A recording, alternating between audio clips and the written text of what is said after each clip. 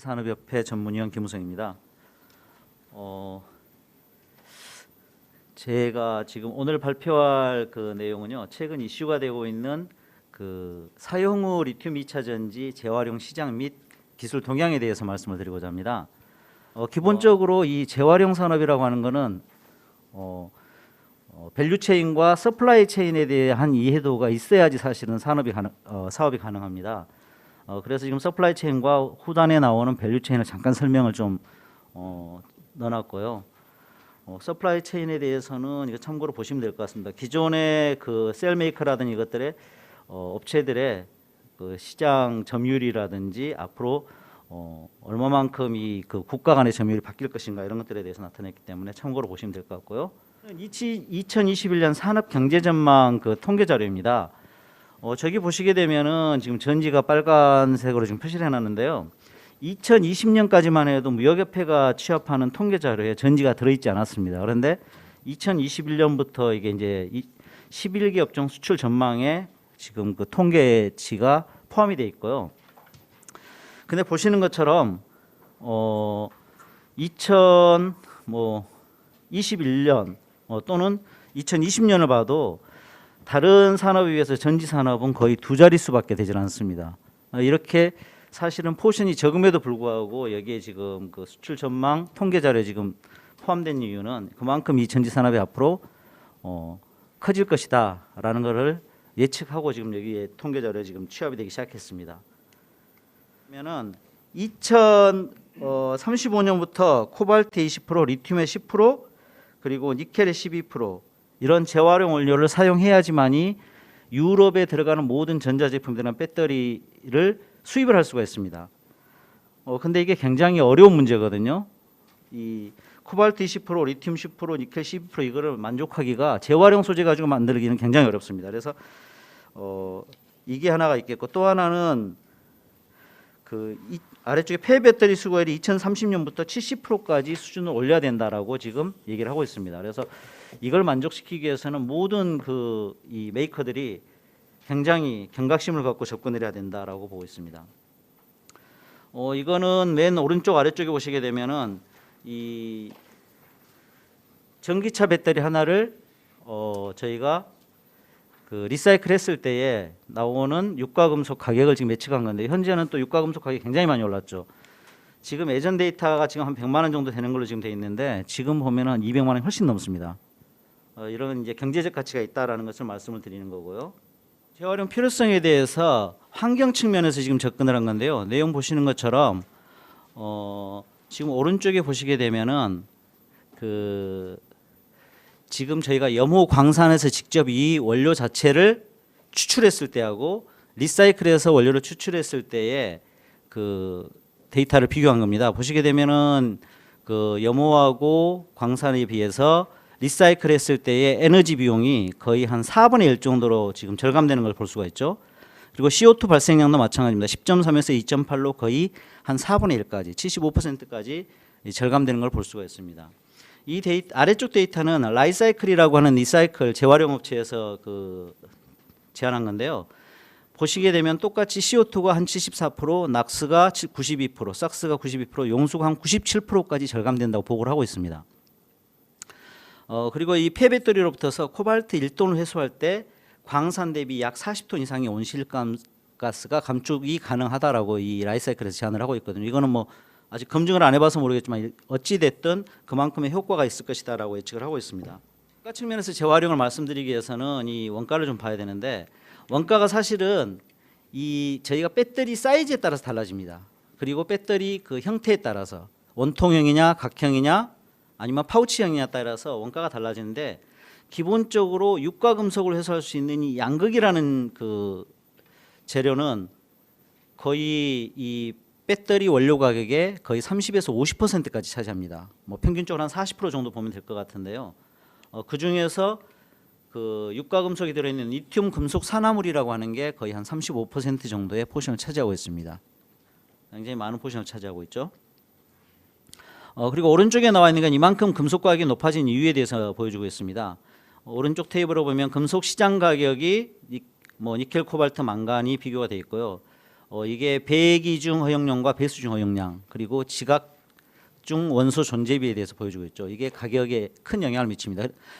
근데 이제 이게 저희가 원론적으로는 얘기를 말씀드리는 거고 실질적으로는 시장에서는 그 원료 공급업체 플레이어들의 그 정책에 따라서 완전히 바뀝니다. 가격이 저렇게 코발트가 112불까지 올라갔을 때는 이 원료 존재 자체 비가 아니라 메이커들 잘 알려져 있는 중국의 뭐 화유라든지 찌아나라든지 뭐 그 몇 군데 업체 있죠. 여기에서 사실은 코발트를 아예 홀딩을 시켰습니다. 판매를 안 하고 있었거든요. 이런 문제들도 굉장히 많아서 저희가 자체적으로 어느 정도 해결하지 않으면 나중에는 이 원료 때문에 결국은 이 비즈니스 자체가 끌려갈 수밖에 없는 그런 상황이 발생하게 됩니다. 이거는 그러면은 이러한 유가 금속의 그 공급 측면에서 말씀드린 거고 이 테이블은 뭐냐면은 제가 재활용 공정을 좀 이따 말씀드릴 텐데 재활용 공정 중에서 저희가 일반적으로 하는 재활용 공정 또는 양극재를 만들기 위해서 재활용 공정 그다음에 전구체 공정 양극재 공정을 지나게 되는데 이 공정을 중간에 이 색깔로 박스로 표시되어 있는 이거를 스킵할 수가 있습니다. 이 스킵을 하게 되면은 얼마만큼 원가가 증가하면 되느냐? 스킵을 하지 않고 해도 굉장히 그 원가 증가가 크죠. 재활용 소재를 쓰게 되면. 근데 왼쪽 테이블 그림에서 보시는 것처럼 혼합 금속 용액에서 일반적으로 저희가 전구체를 만드는 공정은 쭉 일직선으로 내려오는 이 공정이 되겠습니다. 근데 그 공정을 다 스킵을 하고 왼쪽에 있는 두 가지 공정만 진행을 하게 되면은 실제로 원가에서 저희가 그 전구체 마진이 거의 안 남습니다. 거의 똔똔 수준 아니면 많아야 한 3% 5% 정도밖에 안 남거든요. 근데 이렇게 하게 되면은 거의 한 15%에서 20% 정도의 순이익이 생깁니다. 실제 저희가 저거는 2014, 15, 16년 동안 실제 저희가 근무했던 기업에서 사용을 했던 거고요. 원가에서도 굉장히 그 공정 개발이 바뀌게 되면은 엄청난 이익이 생긴다라는 것을 보여주는 거고요. 오른쪽 그림은 또 다른 겁니다. 지금 현재 잠시 후에 말씀드릴 공정 중에 세 가지 공정이 있는데 그 중에서 다이렉트 리사이클 공정을 거치게 되면은 최근에는 재제조 공정을 거칩니다. 그래서 저희가 BP나 이런 블랙 파우더나 블랙 매스로부터서 양극재를 다이렉트로 만들 수가 있습니다. 그럼 이 공정을 하게 되면 얼마만큼의 이익 창출이 생길 것이냐? 사실은 계산을 정확히 안 해봐서 모르는데 거의 뭐 지금 이익률이 예를 들어 한 뭐 5% 정도다 하면은 거의 제 생각에는 한 20-30% 이상 날 거라고 보고 있습니다. 하여튼 그래서 이 재활용에 대한 그 원가 측면에서도 이 재활용을 할 수밖에 없다라는 것을 지금 어필하는 거고요. 그리고 이제 말씀드리는 거는 이 재활용 공정이 결국은 향후에는 이 다이렉트 리사이클을 검토할 수밖에 없다. 최근의 이슈도 그렇고요. 그래서 그걸 말씀드리겠습니다. 우선은 공정 비교에 대해서 말씀드리겠습니다. 아까 말씀드린 이 밸류체인에 대해서 말씀드렸는데요. 지금 저희가 최종적으로 어플리케이션 오른쪽에 있는 전기 자동차나 노트북, 휴대폰, ESS 쪽이 이제 어플리케이션이라고 볼 수가 있겠죠. 그러면은 원료는 저희가 광물로부터 시작합니다. 광물에서부터 저희 전구체를 만들기 위한 원재료, 전구체 원료 물질인 왼쪽에 니켈, 코발트, 망간이라는 원료가 있게 되겠고요. 그다음에 전구체, 양극재, 배터리, 어플리케이션 이렇게 가는데 이게 계속 순환 공정입니다. 그래서 이 순환 공정을 알아야 거기에서 나오는 블랙매스나 블랙 파우더, 그다음에 어디에서 우리가 사업을 집중적으로 검토를 할 것이냐 이런 것들에 대해 고민할 수가 있겠고 예전에는 이 원재료 이걸 만들기도 어려웠지만 그 여러분들이 잘 아시는 국내에 S사라고 하는 데가 이 리사이클을 통해서 원료 물질을 일부 만들었습니다. 니켈, 코발트, 망간의 원료 물질 일부 만들어서 이거를 배터리 제조사인 전구체 업체에다 납품을 했었거든요. 그런데 최근에는 이 그 사이클에 들어있는 나머지 업체들, 배터리 업체, 그 다음에 어플리케이션 업체, 양극재 업체 이런 업체들이 다 리사이클에 참여를 하고 있습니다. 여러분들 잘 아시는 물산에 있는 이사나 뭐 광양에 있는 P사 그리고 잘 알려져 있는 뭐 배터리 회사는 L사 같은 경우도 지금 이쪽에 굉장히 많이 접근을 하고 있습니다. 이제 그럴 수밖에 없는 게 이 전체 공정을 모르면 사실은 어디에다 어떻게 적용할지를 잘 모릅니다. 네. 재활용 공정은 크게 이렇게 건식, 습식, 뭐 다이렉트 리사이클 이렇게 구분을 할 수가 있겠고요. 이거는 뭐 정해진 건 아닌데 이 비즈니스를 하는 사람들이 이렇게 좀 분류를 하고 있습니다. 그래서 지금 현재 재활용 최근에 이제 이슈가 된 방금 말씀드린 그 방법들이 이제 몇 가지 문제들이 있습니다. 예를 들면 무기산을 쓴다. 건식법은 대기오염 문제라든지 여러 가지 문제들이 있어서 그럼 친환경 공법을 좀 사용해 보자 해서 친환경 리사이클 공정에 대한 개발이 이루어졌고 그 중에 하나가 이 다이렉트 리사이클이라는 겁니다. 이 다이렉트로 아까 말씀드린 그 공정 중에서 블랙 매스나 블랙 파우더에서 바로 그 양극재로 만드는 이런 공정들에 대한 연구들이 많이 되고 있습니다. 그래서 왼쪽에 보시는 게 이제 보면은 재생 양극 활물질을 가지고 리튬을 보강해서 쓰고 난 이 양극 활물질을 다시 리튬 보강해서 재생 양극재를 만드는 방법. 오른쪽의 것도 마찬가지입니다. 저거는 그 2016년에 그 저희 어디죠? 어플라이드 일렉트로케미스트리에 서밋된 그 논문인데요. 여기는 이제 LMO라는 양극재, 망간이 들어가 있는 양극재를 저렇게 재제조해서 사용한다라고 해서 서밋한 그 페이퍼도 있고요. 아래쪽은 전해 환원 공정을 통해서 실제 탄산 리튬을 재활용 그대로 하겠다라는 거고, 오른쪽도 전기 투석법을 이용해서 리튬을 재활용하겠다. 최근에는 그 두산중공업과 퓨리캠에서 그 CDI를 이용한 저런 리튬 그 리사이클 공정에 보시는 것처럼 습식은 일반적으로 여러분이 생각하시는 그냥 그 습식 반응기를 이용해서 침출 추출을 거친다라고 생각하시면 됩니다. 주로 사용되는 거는 산종류 무기산을 주로 사용하고요. 그리고 이거는 이제 대신에 전처리를 해야 됩니다. 그러니까 전처리 이 배터리 형태로 오게 되면 배터리를 분쇄하고 파쇄하고 분리하고 하는 이런 공정들을 다 진행을 해야 됩니다. 그리고 여기 나와 있는 것처럼 폐수 처리가 단점이죠. 아까 말씀드린 무기산이 나오기 때문에. 그리고 이게 이제 LFP는 좀 부적합하다라고 하고 있고, 이제 업체는 아래 보여드린 대로 이 정도입니다. 그리고 건식법은 원료 배합은 자유롭습니다. 뭐 쉽게 얘기하면은 배터리 형태 어떤 것이든 상관이 없습니다. 원통형 뭐 파우치 이런 거 다 그냥 넣고 쉽게 말하면은 용융을 시켜버리는 거죠. 그리고 이거는 전부 다 상업적으로 다 검증돼 있고 이미 유미카에서 꽤 오랫동안 하고 있고. 근데 이제 이 문제는 뭐냐면은 고온으로 작업을 해요. 보통 저희가 뭐 정확한지 모르겠는데 한 1300도에서 1500도 정도 고온에서 작업을 해야 되고, 그 다음에 배출가스가 발생하는데 이 가스 처리가 좀 또 중요하죠. 이런 문제들. 그리고 이 고온에서 작업을 해야 되니까 사실은 그 용융로를 설치해야 되죠. 그래서 이런 높은 투잡이라든지 이런 것들이 이제 단점으로 있고요. 대신에 이제 이런 것들에 갖고 있는 단점을 해소하기 위해서 만들어진 게 바로 뉴 메소드라고 해서 아까 말씀드린 다이렉트 친환경 리사이클 공법입니다. 그래서 이거는 소재 화학적으로는 구조 변화가 한 개도 없습니다. 그대로 쓸 수 있기 때문에. 그리고 에너지 비용도 좀 낮습니다. 보통 저희가 습식법에서도 그렇고 저희가 그 탄화시키고 할 때 온도가 그 습식법에서는 보통 한 550도에서 600도 정도 사용하고, 그 다음에 건식에서는 아까 말씀드린 대로 한 1000도 이상 사용을 하잖아요.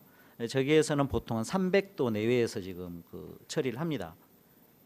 대신에 이제 이거는 아직 양산 검증을 한 적이 없어요. 최근에 이제 업체들이 개발을 시작했기 때문에 뭐 아까 말씀드린 페레시스라든지 라이사이클이라든지 리셀이라든지 뭐 이런 데가 진행을 좀 하고 있고, 최근에는 국내에도 이쪽이 굉장히 많이 연구가 되고 있습니다.